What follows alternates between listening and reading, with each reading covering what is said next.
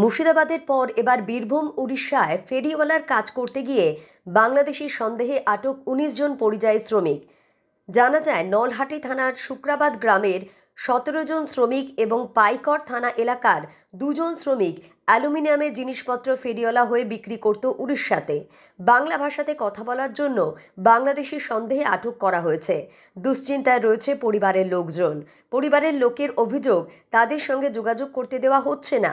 ২৫শে জুন সকাল ৯টা নাগাদ শেষবারের মতো পরিবারের লোকজনের সঙ্গে কথা বলে তারা। ১২ থেকে ১৪ দিন আগে বীরভূম থেকে তারা গিয়েছিল সেখানে ফেরিওয়ালার কাজ করতে। উড়িষ্যায় ধরেন ব্যবসা, আমার বাপদাদুরা ধরেন ব্যবসা করে ধরেন বুড়ো হয়ে মরে গেল। তারপরে আমাদের ধরেন আমরা গেলাম, এরপরে ধরেন আমাদের পোতা ভাতিজা ছেলে ধরেন সবাই ধরেন যাচ্ছে। আর এইভাবে ধরেন বারবার ধরেন হয়রান করছে। উড়িষ্যা খালি এই জেলাটা নয়, বালেশ্বর, ভুবনেশ্বর, কটক, কেওঝর, বারিপাদা, রায়পুর, সম্বলপুর, যাজপুর, ছত্তিশগড়, রায়গড়, বিলাসপুর, আমাদের এমন কোনো লোক ধরেন আমাদের এই শুক্রাবাদ গ্রামে ধরেন সব জায়গাতে ধরেন আছে। আর এই জিনিস ধরেন বারবার কেন হয়রান হচ্ছে? হ্যাঁ, উড়িষ্যার সরকার কেন হয়রান করছে আমাদেরকে? আমরা কি কোনো বাংলাদেশি? আমাদের ডকুমেন্টস ঠিক আছে, আমাদের দেখে লোক, ভোট, পরিচয়, আধার কার্ড সবাই আমাদের তো সবাই তো জমা দেওয়া হয়েছে। এরপরে কেন আমাদেরকে বারবার হয়রান করছে? কেন এই আমাদের সরকার কেন হয়রান করতে পারবে না? কেন এই মমতা সরকার কেন আমাদের সরকার হয়রান করছে না আর হয়রান করবে না? তো এইভাবে যেন বারবার যেন হয়রান যেন না করে আমাদের এই সব ফেরিওয়ালাদেরকে। আপনি কি ওখানে কাজ করতেন? হ্যাঁ, আমি নিজে ফেরি করি। আমি গ্রামে ওই পাড়ায় পাড়ায় ফেরি করে ধরেন হাঁড়ির ব্যবসা করিয়ে পাড়ায় পাড়ায় গিয়ে ধরেন ফেরি এইরকম ধরনের ব্যবসা আছে ধরেন, বুঝলেন? তা কেন বারবার আমাদেরকে এই জিনিসটা আরও হয়রান কেন করছে আমাদেরকে? এটা যেন আমাদেরকে না করে অনুরোধ উড়িষ্যা সরকারকে আমরা বলে দিচ্ছি।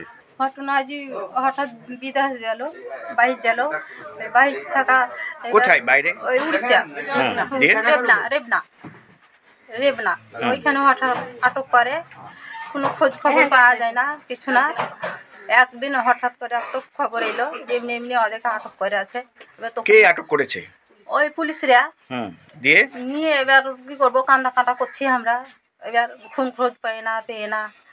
এবার বাড়ি ঘরে এবার যতক্ষণে আনতো খেটি ততক্ষণে খেতাম।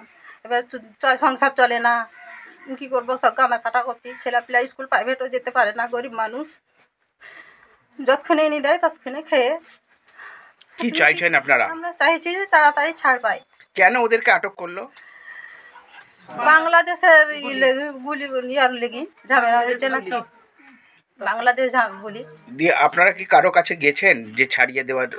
আমরা চলছিলাম, আমি যে মহসিন মামার কাছে চলছিলাম। হ্যাঁ, উনি কে? ওটা মামা হয়, তৃণমূলের নেতা। দিয়ে কি বলেছেন উনি? ও বলে যে ঠিক আছে, আমি ব্যবস্থা করছি, ব্যবস্থা নিচ্ছি। ঘটনা হয়েছে 25 তারিখ রেমনা বাজারে। আমার স্বামী ব্যবসা করে, অ্যালুমিনিয়াম থালা বাসন এবং মানে প্লাস্টিকের। তো আমার হঠাৎ করে আমার কাছে ফোন এলো কি আমার স্বামীরা সবাই গ্রেপ্তার। তো আমি তো অসুস্থ মানুষ, আমি দিয়ে ধরেন সব কিছু, আমার দেখভাল চলে, আমার শরীর খারাপ, আমার বড় একটা অসুখ আছে, সেই অসুখ আমার স্বামী দিয়ে খুব তো হয়ে আছে। আমার স্বামী ব্যবসায় গিয়েছে, উড়িষ্যার রেবনাতে আছে এবং 25 তারিখে জানা গেল যে উড়িষ্যাতে আটকে রেখেছে বাংলাদেশের বলে। তো আমরা এখন অভিযোগ জানাচ্ছি যে আমাদের স্বামী থেকে ছাড়া হোক। গত 25 তারিখ বুধবার হঠাৎ করে 300-350 লোক কান্নাকাটি করতে করতে চলে আসে, মেয়ে ছেলে বৃদ্ধ সবাই মিলে।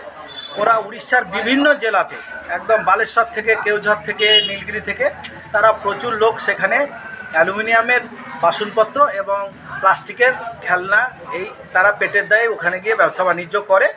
এবং হঠাৎ করে তারা খবর পায় যে রেবনা থানার অন্তর্গত 19 জনকে আটক করা হয়েছে, তাদের ডকুমেন্টস চাওয়া হয়েছে।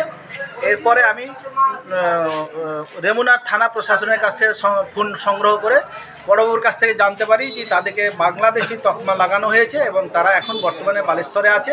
তাদের মোবাইল টোবাইল কেড়ে নেওয়া হয়েছে, কোনো তাদের সাথে পরিবারে কোনো যোগাযোগ নাই, পরিবাররা খুব অসহায় অশান্তিতে ভুগছে।